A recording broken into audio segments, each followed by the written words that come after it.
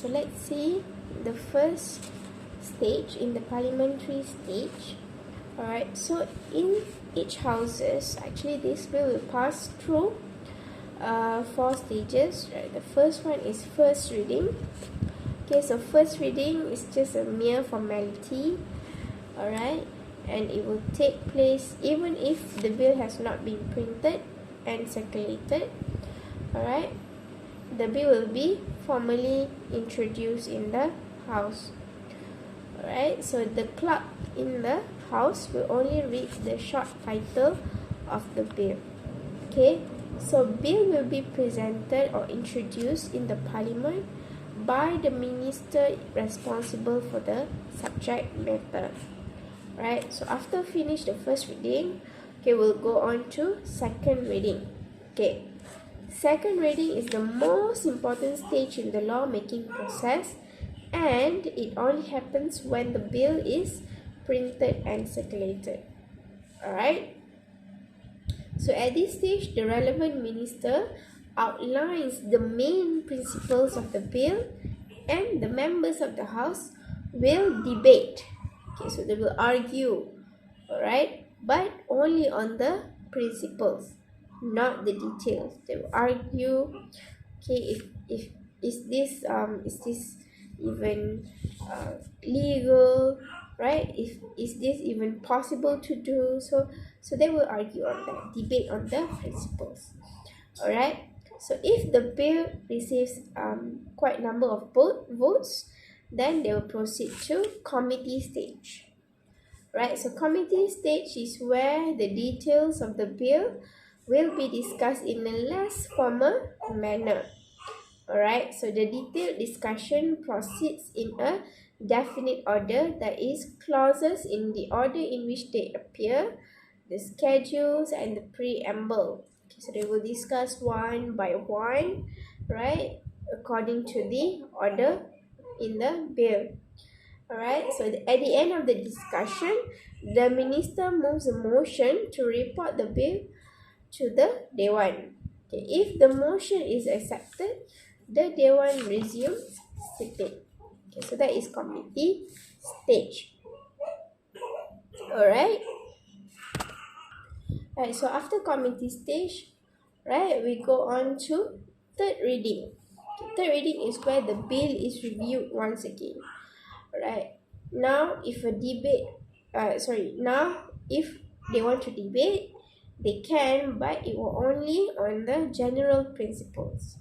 Right, so at this stage, substantial amendments are not allowed unless with the permission of the Speaker of the Dewan.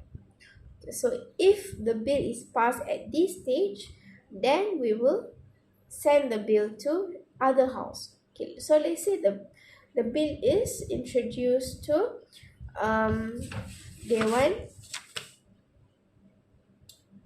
Rakyat. Okay, so let's say it was introduced to Dewan Rakyat first. Okay, so after they have gone through first reading, second reading, committee stage, third reading, and then they will pass to the other house, okay, which is Dewan Negara.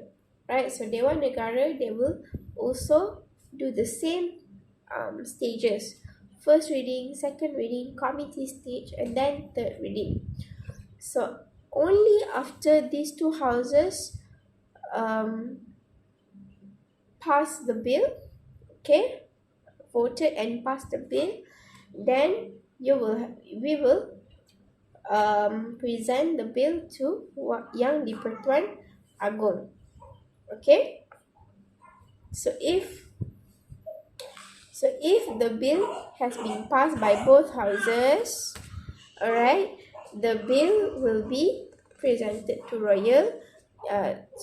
the Yang di-Pertuan Agong for his royal assent. So he's going to consider the bill, right, whether he was to accept it or consent it. Alright, okay, but according to Article 66,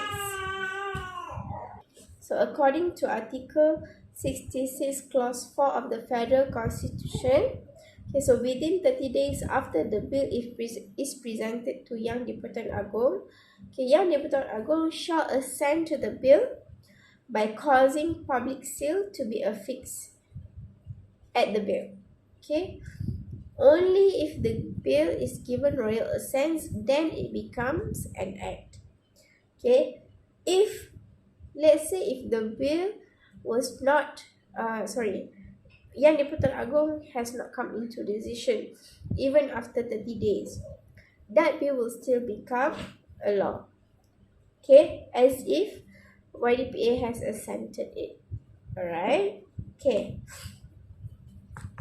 So after we receive the royal assent, then the act, okay, the bill that becomes the act after the royal assent will be published in the government gazette, okay, federal gazette, sorry. Okay, so until and unless the act is published, so it will not become an act and cannot be enforced. So we have to publish it first, only then you can enforce the act. Okay, so that is the lawmaking process. Alright. Right, so that is basically the lawmaking process. Alright, so we're going to continue with subsidiary legislation in the next video.